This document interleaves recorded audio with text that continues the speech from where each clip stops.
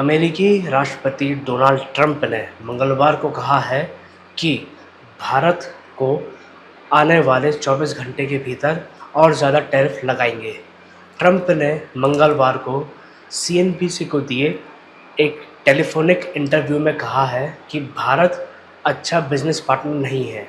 Trump के मुताबिक भारत के टैरिफ सबसे ज़्यादा है और ये बात लोग खुलकर नहीं बता रहे हैं। ट्रंप का कहना है कि भारत अमेरिका से बहुत ज़्यादा व्यापार करता है, लेकिन अमेरिका को भारत से उतना फ़ायदा नहीं मिलता। इसलिए उन्होंने भारत पर 25% टैरिफ लगाने का फैसला किया है और ये टैरिफ 7 अगस्त 2025 से लागू हो जाएगा।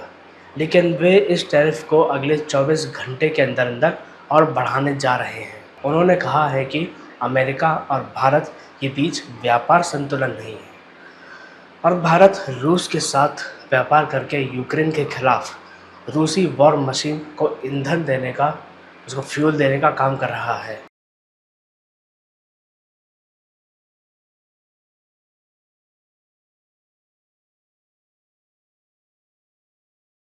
इससे पहले ट्रंप ने सोमवार को भी भारत पर और ज़्यादा टैरिफ लगाने की धमकी दी थी, जिसके बाद भारत ने पहली बार अमेरिका का नाम लेकर खुलकर जवाब दिया है।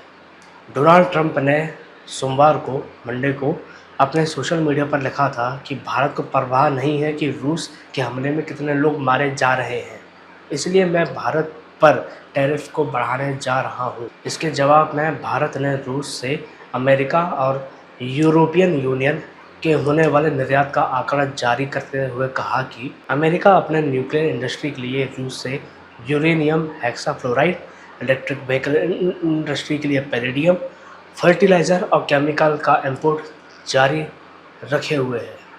यही हाल ईयू का है। ऐसे में भारत को निशाना बनाना अनुचित और तर्कहीन है। विदेश मंत्रालय के स्पोक्सपर्सन रणधीर जायसवाल ने कहा है कि भारत को निशाना बनाना गलत है। हम अपने राष्ट्रीय हितों के लिए हर जरूरी कदम उठाएंगे। इसके अलावा विदेश मंत्री एस जयशंकर ने भी एक कार्यक्रम में कहा है कि दुनिया की व्यवस्था में अब किसी एक का दबदबा नहीं चलेगा।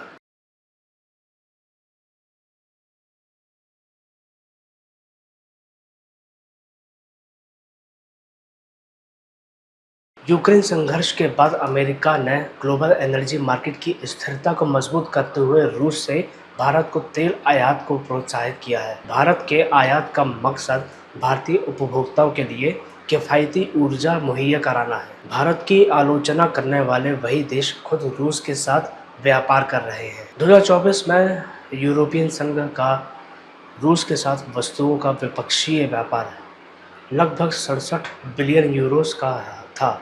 ये रूस के साथ भारत के व्यापार से काफ़ी अधिक है। यूरोप रूस व्यापार में न केवल ऊर्जा बल्कि उर्वरक, खनन, उत्पाद, रसायन, लोहा और इस्पात, मशीनरी और परिवहन उपकरण भी शामिल हैं। जहाँ तक अमेरिका का सवाल है, वे खुद अपने परमाणु उद्योग के लिए रूस से यूरेनियम हेक्साफ्लोराइड, अपने इलेक्ट्रिक वाहन उद्योग के लिए पैलेडियम उर्वरक और रसायनों का इंपोर्ट कर रहा है, आयात कर रहा है। इस लिहाज से भारत को निशाना बनाना बहुत ही गलत है। भारत अपने राष्ट्रीय हितों और आर्थिक सुरक्षा की रक्षा के लिए सभी ज़रूरी कदम उठाएगा।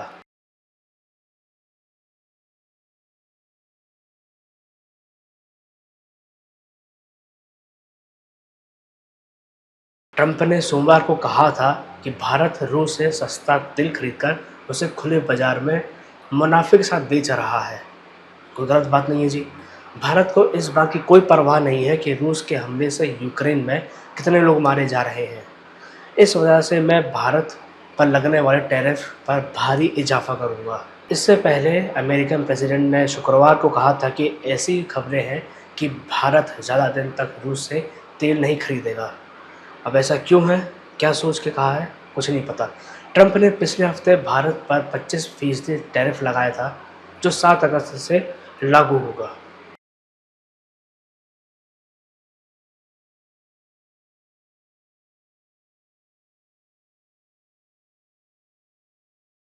अपने ही टैरिफ वॉर में उलझे ट्रंप भारत और रूस पर तो हमलावर है, पर चीन पर एकदम शांत बैठे हुए हैं, उस पर कुछ बात नहीं कर रहे हैं। जबकि आंकड़े बताते हैं कि रूस से क्रूड ऑयल का सबसे बड़ा खरीदार चीन ही है। चाइना किसी दिन पिटेगा मेरे से, है ना। दिसंबर 2022 से जून 2025 तक रूस के कुल क्रूड निर्यात का 47% हिस्सा चीन को गया है।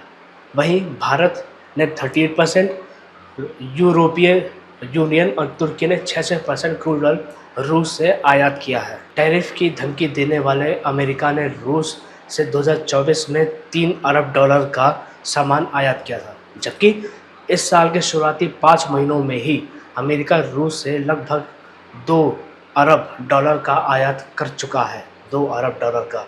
यह पिछले साल इसी अवधि से 24% ज़्यादा है।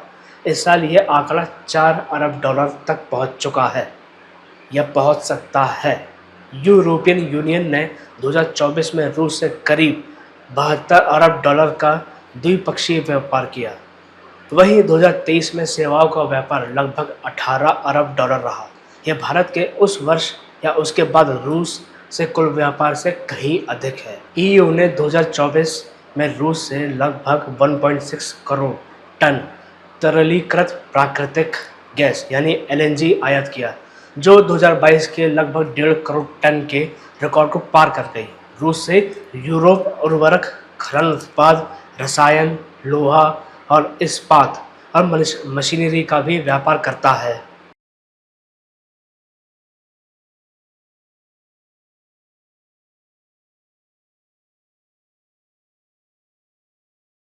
रशिया ने अमेरिका पर आरोप लगाया है कि वह दुनिया में अपना दबदबा बनाए रखने के लिए विकासशील देशों के खिलाफ नव उपनिवेशवादी नीति अपना रहा है। नव उपनिवेशवादी नीति में ताकतवर देश कमज़ोर देश पर सीधे कब्जा नहीं करते, बल्कि उन पर आर्थिक, राजनीतिक या फिर सैन्य दबाव डालकर उनसे अपने मुताबिक काम करवाते हैं। समझे बात को? रशिया का कहना है कि अमेरिका जानबूझकर ऐसे देशों पर आर्थिक दबाव डाल रहा था जो अंतर्राष्ट्रीय मंच पर अमेरिका की बेइज्जती कर सकता है, मतलब उसके राह पर नहीं चलना चाहते हैं। रशिया के विदेश मंत्रालय की प्रवक्ता मारिया जखारोवा ने कहा है कि अमेरिका अपने हितों के लिए राजनीतिक कारणों से आर्थिक पाबंदियां और टैरिफ लगा रहा है, मतलब मनमानी कर रहा है, लेकिन इससे इतिहास की दिशा नहीं बदली जा सकती है। मतलब आप सोच सकते हैं कि डोनाल्ड ट्रंप किस हद तक मनमानी कर रहा है। उन्होंने कहा है कि रूस के पास ऐसे बहुत से देश हैं जो उसके साथ खड़े हैं, खासकर ग्लोबल साउथ में और ब्रिक्स ग्रुप में। अभी आप समझ रहे हैं कि किस हिसाब से मनमानी चल रही है ट्रंप भाई साहब की। रशिया इन देशों के साथ मिलकर सहयोग बढ़ाने और अमेरिका जैसे देशों पर लगाए गए अवैध और एक तरफा प्रतिबंधों पर विरोध करने के लिए तैयार है। ये रशिया का बेस्ट है कि भाई सीधा अटैक करो, चुप नहीं बैठना है।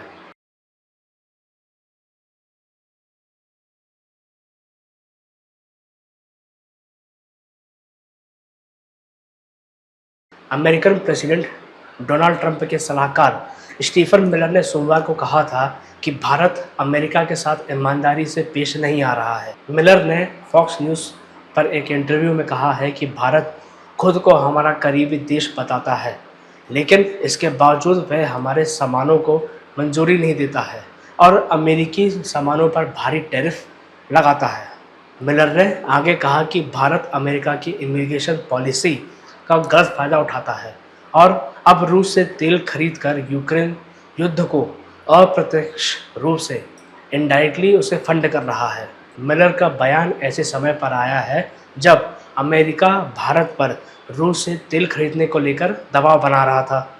मिलर ने कहा कि भारत जब चीन की तरह रूस का बड़ा ग्राहक बन गया है, जो हैरान कर देने वाली बात है। हालांकि स्टीफन मिलर ने यह भी माना है कि ट्रंप और मोदी के रिश्ते बेहद अच्छे रहे हैं, लेकिन उन्होंने साफ कहा है कि अगर भारत ने संतुलन नहीं बनाया तो अमेरिका के पास सभी विकल्प खुले हैं।